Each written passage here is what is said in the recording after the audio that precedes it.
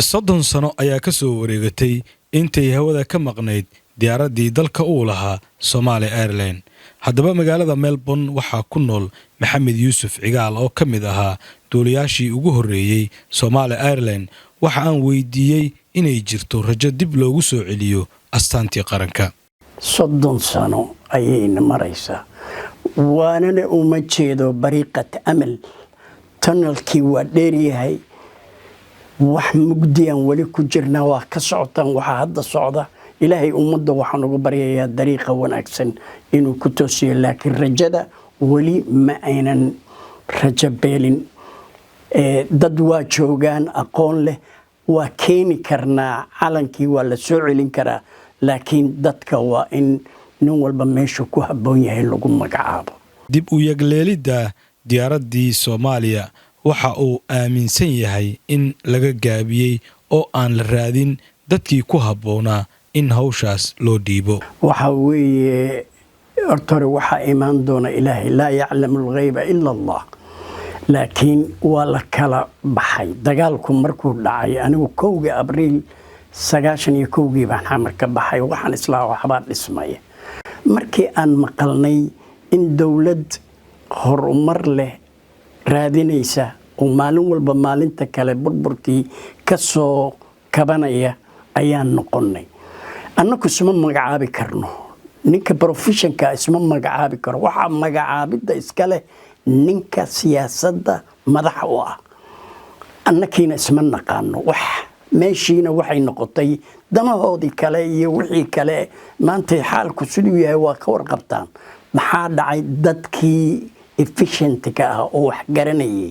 hadduu siyaasi yahay hadduu jaamici yahay hadduu doctor yahay hadduu engineer yahay dalka dadkii waxa uu waliba khibradda lahaa waa maqan marka nasiib darradaasaan haysa waxaan ka baryaynaa madaxda joogtaa inay dib iskugu noqdaan dadka qaraabada ah ay keenayaan oo ay magacaabayaan inay joojiyaan waaye yaa istaahila meesha inay wax ku magacaabaan yaa khibrad u leh sida la iskaga horreeyay waa in la iskaga horreeyay haddii kale waxaa iska imaanaya crash baa iska hor imaanaya dadku waa isjiirayaan xataa ka adgeysid ثقت اسكو قبا inuu wadi karo marka ma waaye aad ninkii ku haboona aad uga tagaysaa dalka waa la wada leeyahay waa la isla xisaabtamaya waxa la yiri ihsan amalak لأن الناقد بصير shaqadaada toosi maxaa dhacay ninka ku eedeynaya waa uu ku jeeda yaan dhaliil laga helin madaxda saasan u jeedinaya dalka diyaarado badan ma lahayn waagaas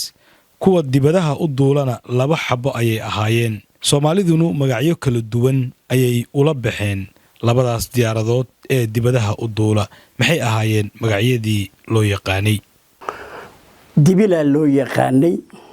maxaa dhacay labay ahaayeen oo aan nasan jirin way imaanaysaa snaaga laga sameeynaya wixii technical problem horay bay mataqaanaa ka duulaysaa marka magaca kale loo yaqaan deeqana waa loo yaqaanay oo dadka way deeqday dibilahan Soomaalidan xamar jooga dibile u baxshay dadka mustawagooda ayay ku xiran tahay dibile waxa waa rar barnaydo dadkii oo dhan bay qaadi jirto deeqi jirtay marka deeqana waa leeyahay magaca rasmiga deeqay Somali Airlines waxay ka mid ahayd 60meeyadii diyaaradihii ugu caansanaa qaaradda Afrika iyadoo isku xiri jirtay Afrika, Aasiya iyo Yurub. safaradooda labay u qaybsanayeen kuwa gudaha iyo kuwa dibadeed. kuwa gudaha waxay ka shaqeyn jireen regionalska Kismaayo, Baydhabo, maxaa la yiraahdaa Mudug, Bari ilaa iyo waxay tagi jireen Hargeysa, Burca, Hargeysa ilaa iyo Djibouti waa soo noqon jireen waa regional kuwa gudaha kuwa kale internationalna waxay aadi jireen Jeddah, Middle Eastiga, Abu Dhabi, Dubai, maxaa la yiraahdaa Qaahira, then Talyaaniga, Rome,